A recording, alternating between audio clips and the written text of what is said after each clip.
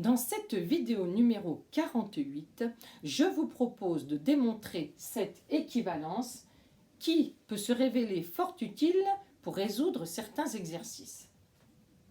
F linéaire de Rn dans Rn, c'est-à-dire endomorphisme, est une projection vectorielle si et seulement si f rond f est égal à f. Que signifie la notation f rond f? Très simple.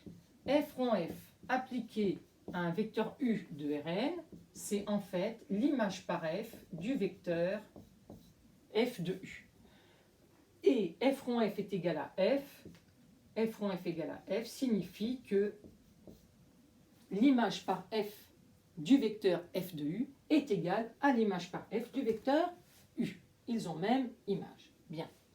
Implication dans ce sens. On va supposer que f est une projection vectorielle et on va démontrer que f rond f est égal à f. Alors, c'est une projection vectorielle. Sur quoi? Eh bien, notons sur f parallèlement à g. F et g étant deux sous-espaces vectoriels supplémentaires de Rn.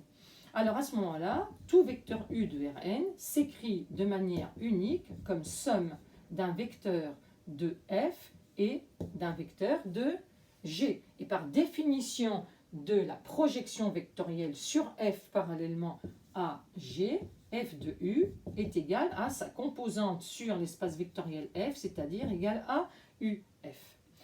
J'applique f sur f de u.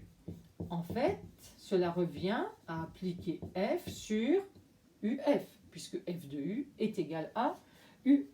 Or, f de uf est égal à uf, puisque uf appartient à l'espace grand F. Mais uf, c'est f de u. En reliant ceci avec ceci, j'ai donc démontré que pour tout u appartenant à Rn, f rond f de u est égal à f de u. Autrement dit, f rond f est égal à f. Implication dans l'autre sens maintenant. Supposons que f rond f est égal à f avec f linéaire et démontrons qu'il s'agit d'une projection vectorielle sur Rn. Alors, pour cela, il faut un petit préalable, il faut démontrer que im de f et ker de f sont supplémentaires dans Rn. On a déjà une première chose très importante qui nous est donnée par le théorème du rang, qui dit que rang de f, c'est-à-dire dimension de im de f, plus dimension de ker de f, est égal à dimension de l'espace de départ, qui est égal ici à l'espace d'arrivée, c'est-à-dire Rn.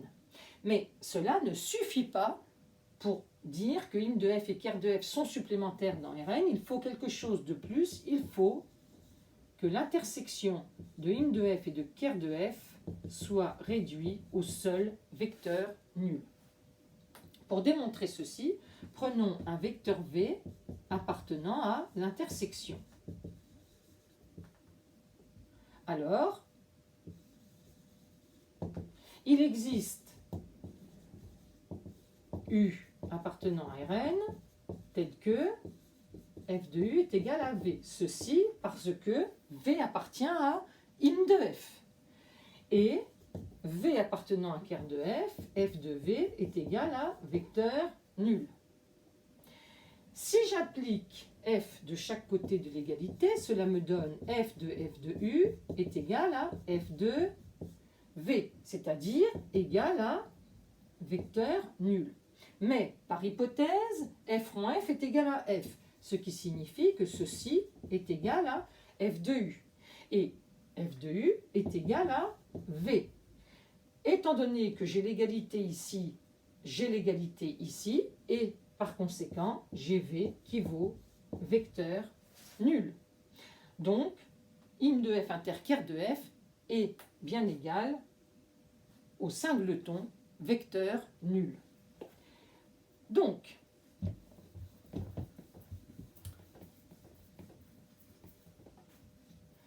tout vecteur de Rn s'écrit de manière unique comme somme d'un vecteur de im de f et d'un vecteur de ker de f. Il suffit de les trouver.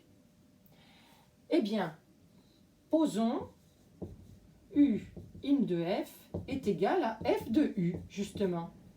Il appartient à im de f d'après son écriture. Alors à ce moment-là, on n'a plus tellement le choix pour u ker de f. Il va s'agir de u moins sa composante selon im de f, c'est-à-dire u moins f de u. Vérifions que l'image de ce vecteur est bien dans ker de f. F de u moins f de u. Comme f est linéaire, je peux l'écrire f de u moins f de f de u, c'est-à-dire f de u moins, par hypothèse, f rond f est égal à f. Et donc, j'obtiens bien le vecteur nul. Tout va bien, ce vecteur appartient bien à ker de f. Je viens donc de démontrer que si f rond f est égal à f, alors f est la projection sur im de f parallèlement à ker de f.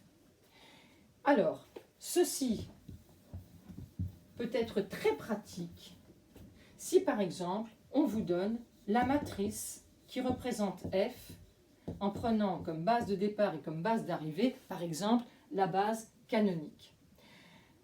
Parce que m au carré, c'est-à-dire m fois m, est la matrice qui représente f rond f dans ces mêmes bases. Et pour démontrer que f est une projection vectorielle connaissant sa matrice représentative, eh bien, il suffira de démontrer que m au carré est égal à m. Je vous propose un petit exercice d'application dans la vidéo suivante.